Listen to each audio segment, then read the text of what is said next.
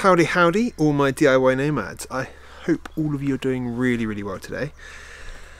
As you may have already seen on my Instagram page and maybe even Facebook, can't remember, yep, I just hit 10,000 subscribers and that is a huge number for me. I can't believe it. So a huge massive thank you to all of you for being so supportive. You lot are just such legends. Thank you so much. It's been a great journey, and because of this, and I did promise this, I'm going to try and organise a UK tour that I'll try and do in the summer of this year. What I'll do is on the Discord group that I'll link below, I'll set up a whole new chat.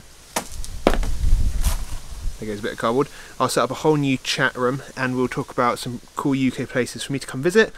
We can meet up, have some beers, have some tea. You don't even have to be alcoholic. We can chat vans, we can chat everything. As you can also see from the title, I'm going to also be doing a giveaway. I wanted to make this like a little bit of a thank you. Now that I'm actually earning money from my YouTube channel, I thought I should try and give some of that money back for all of you guys being the ones that got me here. So what I'm going to be doing is I'm going to be selecting some random subscribers. So to be in with a chance of winning, you have to be subscribed to my YouTube channel. And what I'm going to be doing is I'm not going to limit this just to the UK. I'm going to have this global, and I'm going to give out not one, not two, not even 3 or 4, but 5 separate prizes.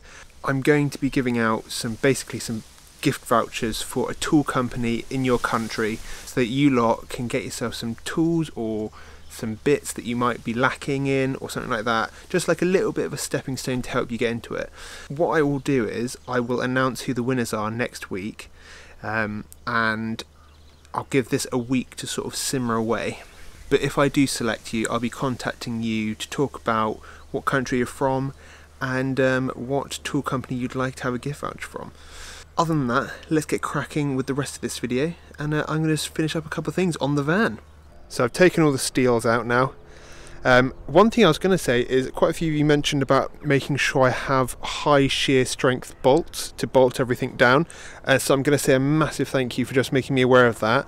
I am going to check this out. I'm going to go check it with a professional and see whether my whole rig for the seats is safe before I do anything serious.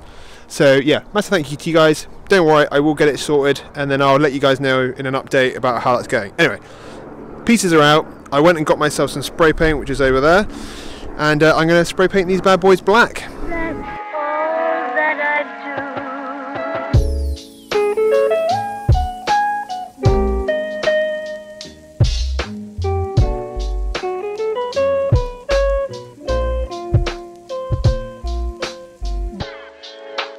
So, next job.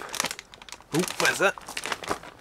So the next job is I'm going to actually finally finish off that little... Do you remember when I did a part 1 on the video of that little wooden unit I had next to the bed that I was going to use as basically a little, entertainment centre, somewhere that I can plug stuff in and charge it, along with stuff where I can just rest my drink or put a book somewhere, just like a little, almost like a side table for your bed. Well, I'm going to try and finish that off, and I mean, I had someone mention about running like 240 volt cables along the back wall there near where I'm sleeping. Like, it's not very good. Like, it's not very good. Apparently, it's not very healthy. Do you know what? I didn't even know that. So thank you very much for letting me know about that. But I'm not going to basically have it powered on while I'm sleeping. So I'm going to turn off that sort of. There won't be any power running through that cable while I'm sleeping. So other than that, it's going to be absolutely fine for me. And what I've done is I've just gone out to Homebase and I've got a single socket extension cable, because I was thinking, oh, I'll just get a bit of cabling in for the right amperage, get a plug end, and build my own one. But the cable is really expensive, and this was, I think, 5 or 6 quid, and I'd have to have paid, I think, 13 quid just for the cable, and then like £1.50 for a plug bit as well. So I'm just going to hack up this 10 amp extension cable and then run that through all the way to the inverter in the back. Job's done.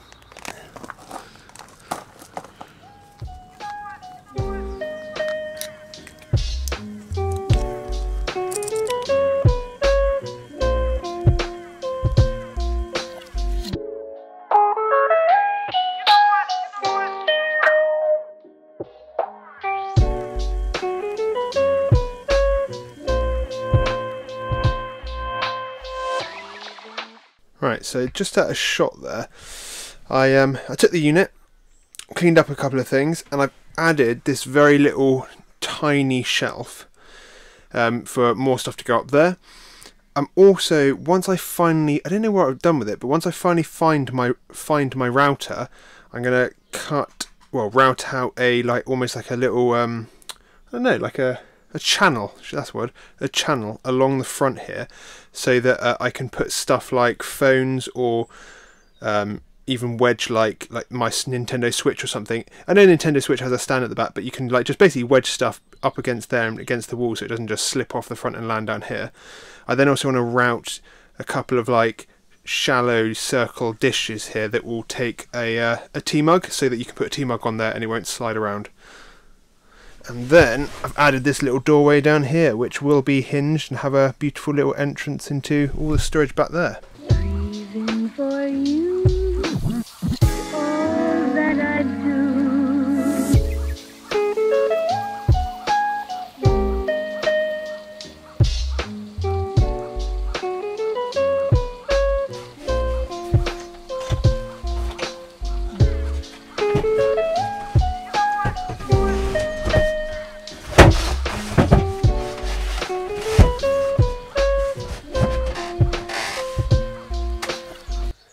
So we're now wired up. That leads into the back. I've got a bit of excess, so I'm going to I'll probably try and store that inside the box at the back there. But worst case scenario, I can just shorten the cable if I need to, but it's not a huge amount of excess, it's a good amount, I think. But what I've done on the cork side is I've also cut away the cork right on the edge. So if I pull that out,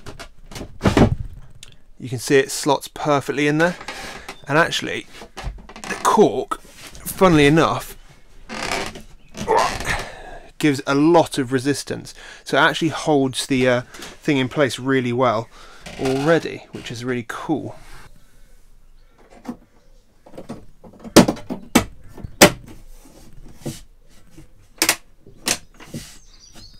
So what do you guys think of my cozy little corner so far? I'm really loving this. One last thing I do want to do today as well is I had this made up for me by Blacksmith. It's just literally a nice hook. He made it out of a bit of steel rebar, but it's got some beautiful detail in it.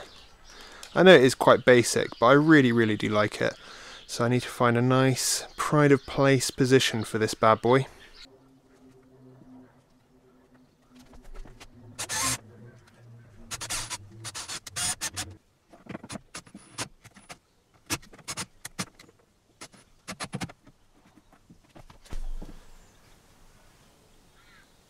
I annoyingly only had one of my little self-tapping steel screws, so I will have to do that another time. But, oh, look at that sexy little baby. I put it there because I thought it's quite a nice position, just being sort of beside the edge of the door. It's not like I'm going to come in and hit my head on it, I don't think I'm going to catch myself on it. One other thing, guys, someone, and I'm really sorry to the subscriber that I can't remember your name, I'm really sorry, but you mentioned to me before that underneath this panel, underneath the black plastic circle bit, this is apparently the fuel tank. I didn't know this was actually a thing. So apparently, if this is the fuel tank, I'm just going to make absolutely certain I can move my Wallace XC Duo pipe to come straight out the fuel tank, and then I can get rid of the little mini diesel tank in the back and not have to worry about filling up that little tank in the back. I just fill up the van, which will be super, super useful. Today is turning out to be one of those really good days where you just get all the little jobs that you can get done at that time done, which is really, really awesome, because they were starting to pile up. I have got a load more, but I just need to get some supplies in, really. My last little thing to do is I'm just going to go inside while the paint on the steel bits for the captain chairs dries. I'm going to do a bit of research into the whole bolt shearing strength majiggity that a lot of you mentioned in the last captain chairs video. Maybe they're just like a different carbon steel bolt, so that, you know, they provide different properties. But I'm just going to do a bit of research now while the paint is drying, and I'll come back in a second and I'll let you guys know. Right, so basically I've gone online and I've found this really useful graph to help me determine the strength of the bolt that I've got. Now, as you might have expected, I've checked the bolts and they say 8.8 on them, and then they also say CW, which apparently means cold worked. So I've got probably, well, on this chart, the weakest of the bolts here. Now you would have thought that that means that they aren't good enough for the use for my chairs, but funny enough, I thought, just to double check, I thought I'd check what bolts they use for the swivel mount that I bought before, and they also use 8.8 class bolts for everything. So that would mean that my bolts are strong enough. Surely that would mean that they are strong enough to do the same job. I think they're either the same size on the swivel mount, they're either M12s or even they're even smaller and M10s. But what I could do is I could look at upgrading the 10.9s. I could look at upgrading to 10.9 or 12.9 to get the extra strength here. And especially seeing as the driver's side seat is held on with M8s, I might actually do that for the M8s so that they are stronger and definitely going to be sort of like a lot safer option. Interestingly though, as some of you also mentioned when I took out on the first Captain Chairs video, when I took it out there was like a electrical cable underneath, and I thought it was to get linked up to the seatbelt thing, so it told you whether the seatbelt was plugged in or not. I'm pretty sure that, yeah, maybe it might be, but also check this out. So after further inspection on the chair and following the cables in, I found this little doobrey underneath, and this links in with the airbag system. So not only is it registering whether the seatbelt is hooked in, but also I think this might be to do with in a crash it detects, you know, whether to deploy the airbags, I guess, because when you turn on the ignition in the van now, it tells you that there's an airbag warning. So I'm going to have to take this out. It's on a loop over here, and I'm thinking I might be able to transplant it into the other captain's chair, and if I come to sell this, I'm going to have to just pre-warn people about it. As you would have guessed it, it's never simple, is it? So we've got some wires coming from here, going into here and also into here. I was thinking that all I'd do is transplant this by unbolting this, taking this little unit off with the seatbelt bit, and just replacing the one here with it, but the bolt for this is hidden underneath all of these mechanics. What I'm worried about undoing all this is, because this is like a clockwork spring, I'm worried that if I undo this, this might suddenly like ping and unravel, and then there is literally no way in hell I'm ever getting that back to the way it was. So I'm going to have a good long think about this and maybe do a bit of research online and see what I can do to get around this. Is it nice? So in the meantime I fit the seat back in. Oh, so comfy. Do you like it, Loons? Do you like it? So for everyone that wanted more of Sophie on my videos, here I am! So far it's been a good day's work, really. I just want to remind everyone, if you want to enter into the giveaway, please subscribe to this channel. I also wanted to just give out, it's a little random, but I wanted to give out a little shout out to my friend Travelling Clat. He's got a video that he's, well, basically he's been travelling around Indonesia, and he just recently released a video about swimming with whale sharks and the tourism effects that it has in Indonesia. I would really appreciate it if anyone's interested to go and watch that video. I'll also put the link in the description below. I would really appreciate it. He's a good friend of mine, so yeah, everything to help him. And I'll be really excited next week to read out all the winners, all 5 of you, and yeah, I hope all of you have an amazing weekend, and I'll catch all you DIY nomads next time.